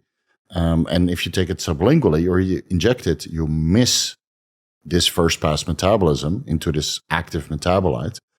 And allegedly that should be a less androgenic effect and thus make anadrol more anabolic. So I noticed from injectable anadrol, but then again from injectable dianabol, people that I talk to, is that it's way more potent in this sense and less strenuous on the liver. That being said, if you have more of this active hormone in your body, the second pass would get a harder punch, so to say, to make it easy, because there's more molecules now because there's no first pass, right? So it hits harder on the androgen receptor on skeletal muscle, exactly what you want, but then there's more flow through the liver on the second pass. So the liver damage might still be exactly the same. Yeah, except anadrol doesn't interact with the androgen receptor at all. So we don't know. We don't know what it's doing, right? Or the liver. Okay. Yeah. I do like injectable anadrol. What about honorable mention for DHB, right? That's an injectable drug that's liver toxic. Yeah, but it's only 2 studies, and it's weird. Like Skip, I've seen it in person though. Yeah, you've seen it in person also, right? And I've seen it in person also. And then Skip Hill has been recommending DHB because Primo and Mastrone are not available, and his clients do blood work and they love it, and there's no liver changes. And so they recently did a very extensive DHB podcast, basically on Think Big. I'll link it down below, guys. You should watch it. Where Scott was recommending it, and Skip and Andrew, and they say it's like a budget Primo and Mastrone that is a little bit better than EQ, and all their clients love it, and it doesn't seem to be toxic at all. And there's no post-injection pain like with the first couple of batches of DHB. So there might be something to say for it, but there's 2 studies that showed that it's highly liver toxic. Yeah. Apparently, as of recent, the humans seem to be responding quite well to it and winning shows. Yeah. I don't know of any liver toxicity of glycol, but could it be glycol using DHP? Yeah, maybe in the studies. Same as with, epicorinolone, one of the metabolites from testosterone that shows that it's a pyrogenic. But they were all injecting propylene glycol or polyethylene glycol, which is very fucking pyrogenic as well. So is it the epicorinolone, or however you pronounce it, or is it the injecting carrier oil? Because if they did it IV, there was no response like that. But if they injected it, there was like tremendous post-injection pain and, side irritation and redness. And that's, if you inject it, it goes systemic. And then if you do it intramuscularly, it causes localized irritation. But is that the drug or the carrier oil? Mm-hmm. So I figured it was the carrier oil because it's not used in medical settings. And there's even a black label warning that they shouldn't use polyethylene glycol or propylene glycol in pediatrics because it was so fucking toxic and it would literally ruin these kids. So yeah, DHB, I don't know, it's only 2 studies that I was able to find. But it was pretty toxic in the one. Yeah, it was pretty fucking toxic. It's like 112 milligrams for a 220-pound person. Showed liver growth, which is... Yeah, and apparently, anecdotally, as of recently, there's a lot of bodybuilders running it in replacement of Mastrone and Primo because it's so much easier to get and so much more affordable, and they get comparable cosmetic results, but no post-injection pain and no significant changes to liver enzymes. So, yeah, I might have to talk with Skip and Andrew and Scott, and maybe they can convince me. It's one of those drugs that's still on the haven't touched it yet list. Just the list is very small. As of recent. I don't know of any way to brew it without glycol, so I wonder if there is. Okay, yeah. Because it does fall out. Even in MCT. I believe so. Yeah. Because that's what I think was the previous formulations was just in glycol, but you could smell that when the package arrives. Yeah. Dude, the postman is like, I don't know what this is. It's gross. But it doesn't smell right. And you open it, you take all the bubble wrap and the silver foil and all the extra secret stuff that they put in there to make it deliver safe. And you could smell it through everything. Before you even draw, you smell the glycol. That's how I got introduced. I ordered some injectable anadrol, and it was in 100% glycol. And you get it on your finger, and your finger starts burning, and you rub it over the syringe, and the whole syringe falls apart. And the rubber stopper starts to expand right before your eyes. You're like, what the fuck is this? I injected it once, and then I felt toxic for a week. Never again. Ugh. No. You could probably use grain alcohol with anadrol instead of glycol. Yeah, or just take it sublingually or orally, like it's like just take it the way it's designed. Yeah, but the injectable anadrol and MCT oil works fine, man. I got it in the drawer, maybe. And it stays liquid. Yeah. Yeah, 50 milligrams per mil. Yeah, because if you use BA and BB, it turns into like Elmer's glue. Oh, really? I don't know. I don't know so much about brewing, but I know the injectable anadrol that I have here stays in solution and it gives me crazy pumps. 50 milligrams pre-workout, 25 milligrams bilaterally. Ooh. No hepatic changes. I love it. There you go. To come back to the bile flow, glucagon, insulin, thyroid hormones, and soboterone, the GC1, that experimental thyroid hormone replacement, they all increase bile flow. And what you see with a lot of guys that have that don't take T4 with their growth hormone for increased thyroid conversion, right, to kind of compensate for that, or they get into this 1,200 calorie crash diet, their bile flow reduces to the point it's zero, then their liver enzymes, their ferritin, and their high sensitivity C-reactive protein goes up, and everything, the little food that they eat just stays there until they take a Cartalax or a Senati. And it's very common. You see that on blood work and especially back in the day when people would do these crazy crash diets and didn't understand how to piece everything together. You see the blood work, you see thyroid is zero, basically. TSH is sky high, right? What is it? Hashimoto's disease levels, and then T4, T3 is basically in the gutter. And they eat like a little girl that's like 10 years old. This probably eats more, or a ballerina or whatever, a bulimic person. And they haven't gone to the bathroom in 10 days. Yeah. You know exactly what's going on. Well, we see it. You learned of it because of postmenopausal women when their estrogen goes down too. Their gut starts to distend, right? Because bile flow is impaired by that. You see that it's probably one of the contributors to the distended gut, especially from bodybuilders from 20 years ago. They leverage the too many AIs to crush the estrogen before a show. Then they have no digestion, right? And the gut is sticking out. Yeah, and that 3 days of carb loading is still in there on stage. Well, it can't move. Yeah, so the smarter coach now keeps the estrogen in range, unless you really need to crush it, for peak condition. I don't crush guys anymore. No, and then otherwise you would use TUDCA and what is it called? The high dose magnesium and maybe a little bit of Senati to kind of move everything along. And those guys are not distended at all. You can pull vacuums on the day of the show. Of course, like Gene's competitions, a lot of guys just don't eat on competition day. I don't feed guys a lot the day of the show. No. I never understood that. Should be in there locked, sealed away, and then you just relax on your inflatable mattress backstage, and you don't need to eat much. You just pump up, you go on stage, and you go back to your inflatable mattress. Maybe inject some glucagon, stay full, or AMP. Yeah.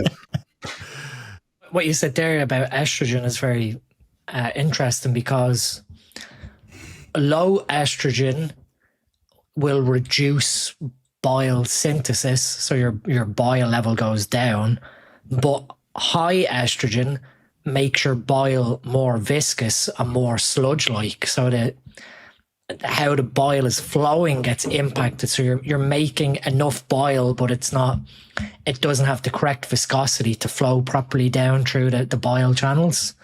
And that's where if you do have high estrogen and you do see some issues with constipation, just TUDCA ox bile to help improve that viscosity, overcome it, will help things to move down and along. Well, that's probably the high estrogen bile impedances probably goes back to females. So during ovulation, during pregnancy, as estrogen goes up, it's going to slow that down. It's acting to slow digestion down, so there's more nutrition, right? So the transient time in the intestines is longer, so more nutrition is extracted from the food, right? But we're mimicking that in men that are running their estrogen high. That's what, right? The net of this is we keep estrogen in range, right? Low is bad, high is bad. You just right in the middle. Yeah, or at least top of the range to match your testosterone, which is super physiological. Like for me, 30 to 40, 45, 50, it's ideal. So that's basically top of 175 to 200 picomoles for Dean. Basically, what is 160, right? It's top of the reference range in picomoles. Yeah, 150 to 160 is the top end. So I think that's like 35 to 40 picogram per mil, is it? Yeah. So I always keep mine around 40, 45, and digestion issues 0. But I also have my prebiotics and my TUDCA every meal. Yep. And I love my sauerkraut every meal. It's sauerkraut and chia seeds, man. It's magic. 2 wipes, you're done. Yeah, I mean, doesn't matter how much Anadrol you take. I mean, like what you brought up there, bowel health towards liver health, stomach acidity aside, some of that, when you go to the bathroom, it should be one pass and clean wipe and away you go.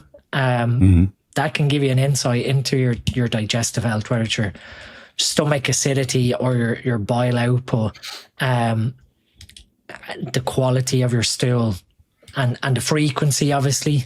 That again links back to the liver and the gut health, and potential permeable gut, low pancreatic output of pancreatic lipase. There's a lot going on when we look at the liver's health and how steroids affect the liver. yeah, the liver's disease is prominent, but we have to remember that when the liver gets diseased, you increase oxidative stress from ferritin, from increased cholesterol production, from potential lower glutathione turnover or higher demand for glutathione. That, yeah, whilst we often view like the liver as being like, oh yeah, it's regenerative, like depending on the risks that you do. Yeah, until you really throttle it and your lifestyle doesn't really support that recovery.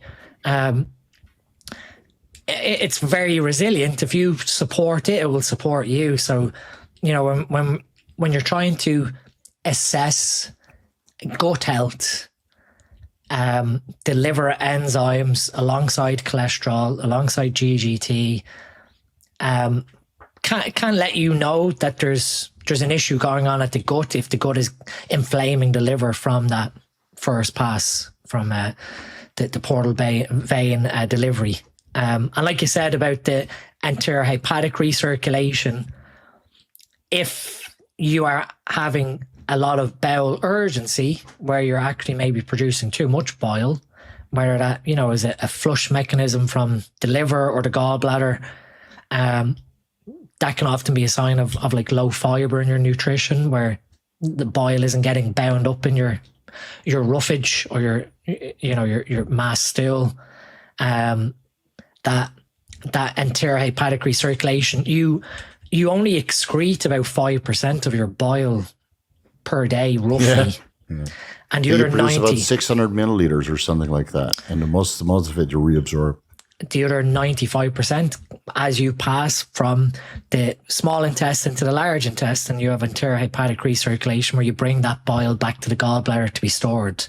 That if we do have excess bile being excreted and we have bile acid malabsorption or bile acid diarrhea, that can also change the gut microbiome, in that you're flushing out a lot of your beneficial bacteria that can produce natural like lactase. So now you've got some level of lactose intolerance developing just transiently from bile acid diarrhea.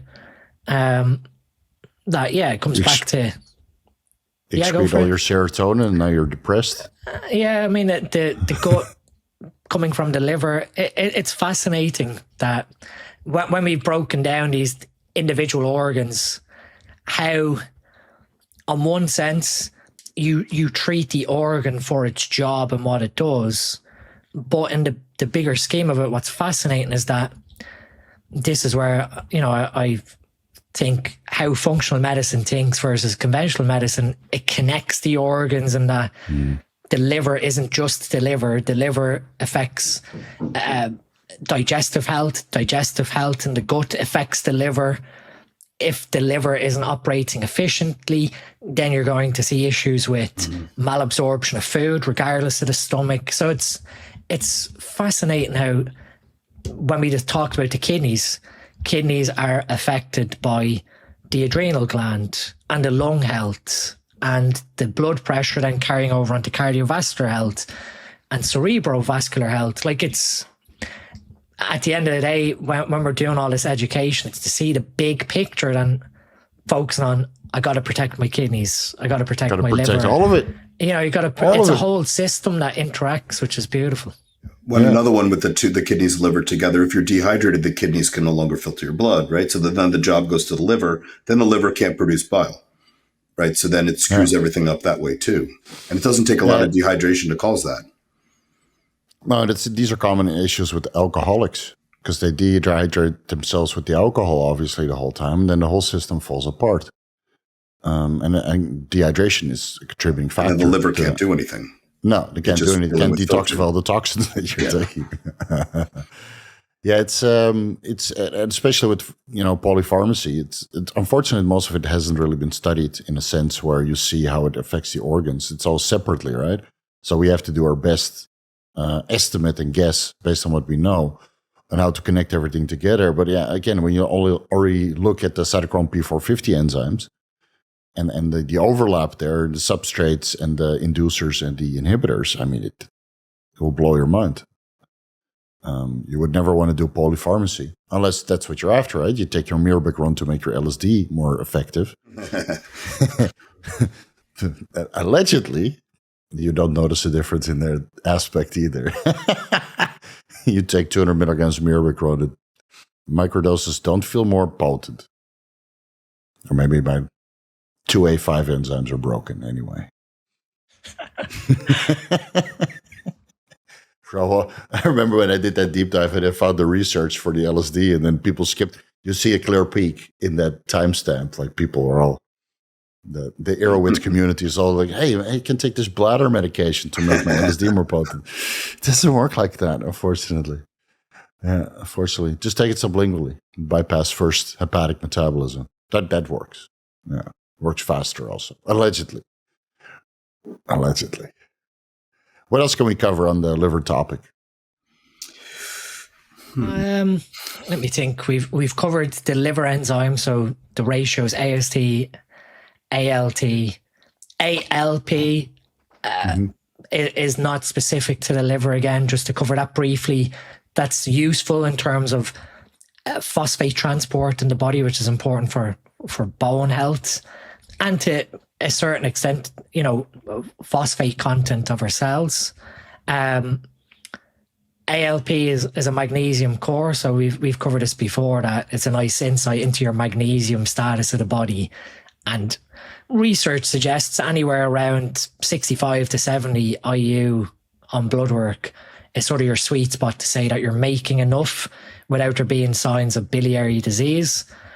And aiming for 10 milligrams per kilogram elemental magnesium to try and get to that ALP level of support. Yeah. We've covered GGT, covered bilirubin. Dean's alkaline phosphatase levels are sky high, but that's the bone specific alkaline phosphatase. So for the guys that ever see that, oh, my ALP levels are so high, I must take too much magnesium. No, you might have a microfracture somewhere. And that's another thing then you have to correlate to bilirubin off the ALP. Is a biliary disease. And if your ALP and bilirubin are raised, go and get an abdomen ultrasound and see what it finds in terms of blockage. I guess one thing that I have seen is you can have skews in bilirubin and skews in the ALT and AST that are linked to benign growths within the liver. So where you have like a hepatoangioma, which is basically like a clot within the liver. Those are mostly hereditary. I have it's like a centimeter across. Yeah. Hereditary, because obviously if bilirubin is raised, you also have to rule out Gilbert's syndrome. You have issues with bilirubin clearance, and that's where you sort of look at direct or indirect or conjugated and unconjugated bilirubin to see what the overall health of the liver is and gallbladder storage. We've covered metabolism, so phase 1, phase 2, doing the transformations, looking at supporting the substrates to help phase 2 for excretion, the liver's impact onto the small intestine and cholesterol, hepatic lipase being increased with a higher level of androgens, which suppresses HDL. And that, for some reason, Winstrol and Anavar seem to be the two that really drive that hepatic lipase activity. What else can we talk about? To bring it back to the total and direct bilirubin, in the enterohepatic recirculation, you have glucuronidase, right? That breaks glucuronidase away from the bilirubin. That's basically the difference between total and direct bilirubin. One is glucuronidated or conjugated, and the other one is not. So if you take something that promotes glucuronidase activity or inhibits, inhibitors would actually promote the excretion. So if you do something that messes with the glucuronidase, your total bilirubin would come up. Or was it direct? Direct is the unconjugated, right? Yeah, you put me on the spot now, but I think direct is unconjugated. For the sake of this video, let's just say that direct is unconjugated, has the glucuronidase removed. So if you get a lot of enterohepatic recirculation, you see that direct bilirubin goes up because you're reabsorbing that. But if total bilirubin is fine, then it's not a problem with excretion. It's a problem with reabsorption. And if this happens at the end of a cycle where your hematocrit and red blood cell count and hemoglobin concentration of your complete blood count was sky high, that means you're actually metabolizing the hemoglobin into your body, but you're reabsorbing the bilirubin as a metabolic byproduct. And you could also see your serum iron start to creep up over time if you do frequent blood work. But this is also an issue with low fiber diets and something that messes with these enzymes. It's a rare occurrence, but I've seen it happen a couple of times where you're like, iron is high, hemoglobin is low, and bilirubin is sky high. And then there's some digestive issues taking place also. Yeah. Because that's basically the earliest steps to jaundice. Why is my skin so yellow? Am I turning Chinese? No. That's your anadrol being flushed out of your system. With that, beta-glucuronidase, that increase in activity can come from dysbiosis as well. Right. And that recirculates hormones as well back into the body. So glucuronidated estrogen gets recirculated back in. So now you've got more estrogen going back into circulation of the body rather than being cleared out. Research-wise, L-aspartic acid has been shown to inhibit beta-glucuronidase. Looking at fibers, chia, flaxseed, breast milk.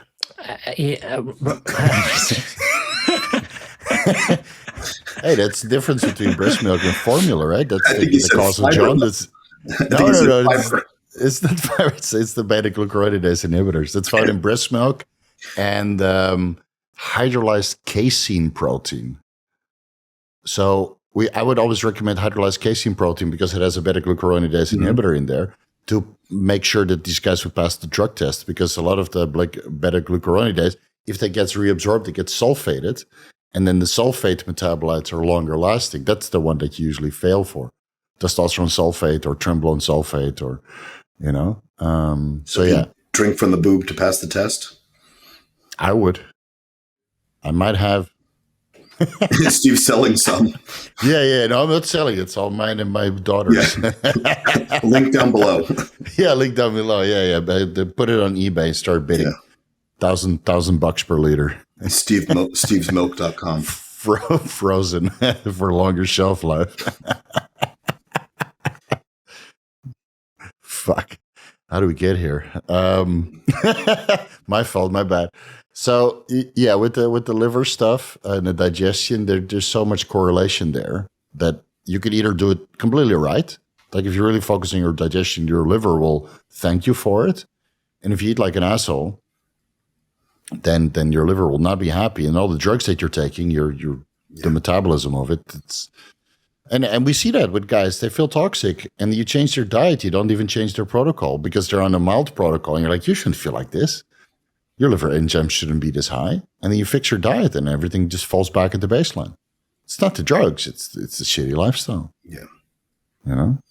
To sort of go back from when I delved into the research on celiac disease, raised liver enzymes can be a sign of gut inflammation coming from the HLA genetic activation with celiac. So if you've got unexplained liver enzymes being elevated despite resting, despite avoiding, but like whatever's toxic to your liver, substances, the environment, it could be a sign of you've got some level of genetic response towards gluten or dairy. So raised ALT, when you delve into it, can be from a sign of gut dysfunction from gluten intolerance or autoimmunity towards gluten. And similarly with gluten, CYP3A4 expression will, or activity, I should say, will increase. So what you'll see is a slowdown in the pharmacokinetics of an oral drug if your gut is inflamed and CYP3A4 is slowed in its activity. So now you have a higher oral. We can't have anadrol pastrami sandwiches. Well, pastrami sandwiches is on rye bread, right? I don't know if that has gluten. Rye would have gluten, so now you're slowing down the I guess the clearance of the drugs or improving bioavailability or the ability to pass from the gut into it's a the good bloodstream. idea to sprinkle a little bit on your. Well, once you're not well, this is assuming that you have HLA genetics, and so maybe it might not be worth the inflammation from the gluten to your immune system to just get. I mean, you get a pump everywhere, especially in the gut. Yeah, I mean, in hindsight, that when my mind became apparent, that pain in my stomach, I wouldn't wish it on an enemy. Yeah, that was a hard one to figure out 2 years ago. Because I remember seeing your blood work, I'm like, what the hell is going on? And then you figured it out it was the celiac disease. But I sent it to you. I was like, Steve, my cholesterol is like very, very high in this set of bloods. But the historic trend, you're just seeing everything like sub even 3 for LDL. And this one result was up at couldn't even be detected, the triglycerides. So it was like above 8 on LDL. And I remember saying to you, this has to be an assay issue with the lab. And they done another test and it came down a little bit, but it was still, saying, okay, well, something's not right here in the sort of health of the liver. And then eventually, obviously, doing the anti-tissue transglutaminase and antibodies gave that answer. But yeah, if you've got hidden gut dysfunction, it can influence how you metabolize drugs at the liver as well. So that's another link with the gut and the liver. Did you guys ever, I'm sure you do regular or occasional cancer marker screening with your clients, right? And then you see, most of them are in range. And then occasionally you see a guy with a hepatocellular carcinoma where PEVKA-II is elevated. That's a vitamin K related marker that is produced in hepatocellular carcinoma. In many cases, what is it? Not ALP, but what was the other marker? AFP. Protein. Yes, exactly. It's then also elevated. Did you guys ever reverse something like that in cases with oral steroid abuse? No. Never Have you seen it? I've never seen it. Never seen it. Okay. Yeah, I've seen it in oral steroid abuse where PEVKA is just slightly elevated. And then over time, as you do more diagnostics, AFP goes up as well. And then surprisingly, diisodechloroacetate, DADA, the ATP recycler, actually helps with that. Orals was guy taken? 150 a day. Anadrol, Halo together. Oh, well. For longer periods of time. Yeah, ask how long. It said, I can't remember. It's been months. It said, how angry are you? So I'm used to it now. Yeah, months. Looks like a lump of Swiss cheese with. Yeah. What was that bodybuilder's name where the liver was melting? And his Andreas Münzer. Yeah. His liver was literally melting out of his stomach. Man. He was also taking boatloads of orals. Boatloads of stuff. Yeah. And then Milos told him, see, these 3 diuretics are the same thing, right? He's like, no, they're different names. So, no, it's the same thing. Took like 3 kinds of triametrines or something. Potassium sparing diuretic. Yeah, mental. Yeah, we've come a long way. Allegedly, Derek Lunsford was cramping up backstage pretty hard. Did you guys hear that rumor? Yeah, that's why he came out last. And Samson should have come out last, but it's just a rumor, guys. It's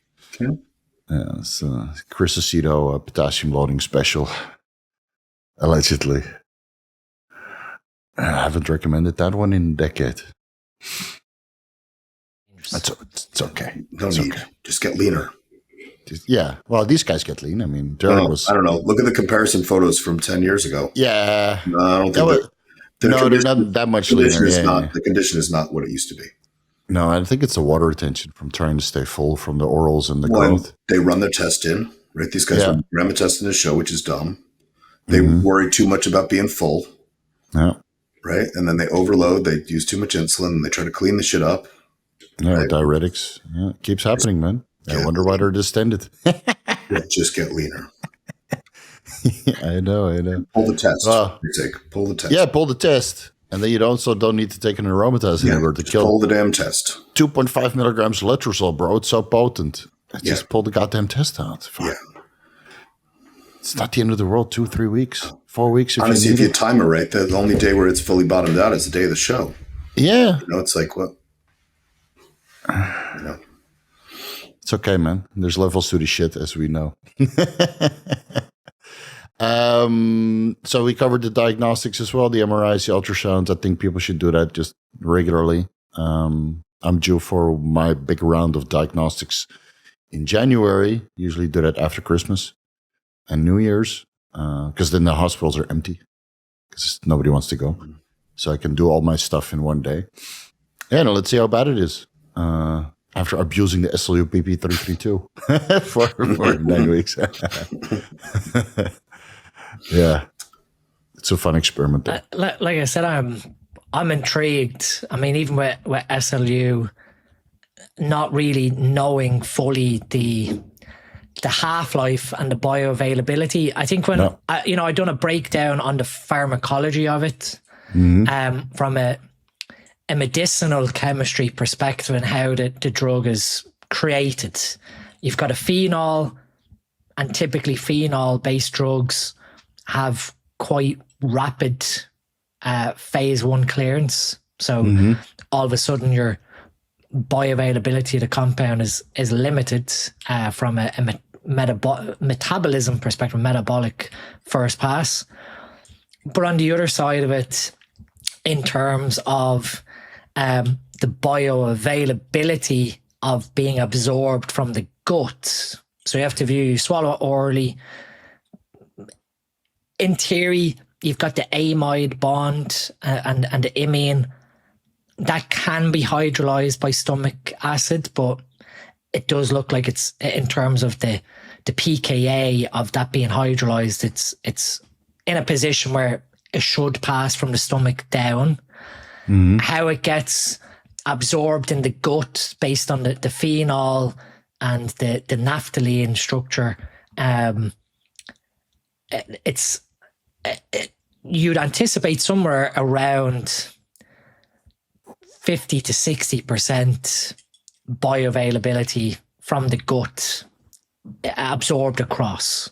But if you're absorbing, let's say it is, if you've done a big bolus dose of 400 milligrams, let's say 50, 60% of it is absorbed into the bloodstream. First pass metabolism based on the phenol could be quite quick. That when you have seeing people dose it throughout the day, that's what I did. Yeah. There is some merit to that, and that you're keeping the drugs level consistently topped up. But I'm just really intrigued based on PDK and PDH, the interaction of long-term free fatty acid oxidation on mitochondria energetics. It could be something that then turns into excessive glycolysis in the cytoplasm, because your mitochondria's efficiency to use glucose goes down, so you head more towards a Warburg effect of the cell, which can be linked to cancer, and affect just glucose utilization by cells. If PDK4 activity is switched on and PDH can't work properly, you're not bringing acetyl-CoA into the TCA cycle to feed into the electron transport chain. That if you starve cells of glucose, like the heart or the brain, in theory there could be some cellular dysfunction that comes off that. So I'm intrigued. I think if it works based on what, anecdotally 600 micrograms max for me, and to be honest, like I said, I ran this sort of experiment for a long time. It was over 12 months at that low exposure. I will be doing advanced marker soon, but based on that long-term exposure, the risk probably still is the same of the high dose exposure. That, to me, the sweet spot with these compounds from looking at it is potentially short term, like 8 to 12 weeks, get your benefit, get out, and then see what sustains from it. Yeah, and they rely on MOTS and SS31 if you want to boost mitochondrial function in the long term, because SS31 is now FDA approved actually, as Bendava or Upregulated. I know. Yeah, it's unpronounceable, dude, these names. It's a pediatric disease. I remember reading the application approval, because there is no. It's basically an inherited mitochondrial dysfunction, and there's no known therapy for correcting it. Mm-hmm. That SS31, based on what the data says of improving mitochondrial efficiency, it's sort of like, well, yeah, we're going to approve this as like an off-label adjunct to this disease that has no cure. I can't remember the name of it from reading the FDA. Yeah, it's been a while since I read the studies. Yeah, it's very promising though. But yeah, the SLU, I know it's not really. I don't think there's any more data. I think the last study was like 1.5 years ago, and since everybody started experimenting with it, besides that one study that Kurt found about exercise mimetics not really being exercise mimetics, which we talked about the last podcast, this hasn't been any new data on it. Let me ask you this, Steve. How was your blood pressure taking a high dose SLU? Because there was a paper. No, reason why I'm asking is there's a paper from last year that suggests SLU PP332 mechanistically could be an anti-COVD therapy. Oh, yeah. Because of it lowering ACE2 expression. So it can have positive effects as an ACE2 inhibitor. I didn't notice anything. But then again, I use telmisartan, so that because I'm on 1.5 grams a gear, so it's better to control it this sense. If someone isn't using, an A or B or an ACE high, and they decide to run that high dose, that might prove some of that theory. It was just a plausible mechanistic paper. It wasn't, this is going to have great impacts on blood pressure control, but one of the things where that what we can do is lower ACE2 expression that can impact that pathogenesis. SLU, boost your mitochondria, which can improve obviously your metabolism, improve obviously immune function, and secondary lower ACE2 and the angiotensin activation, angiotensin 2 activation that can feed into what that causes.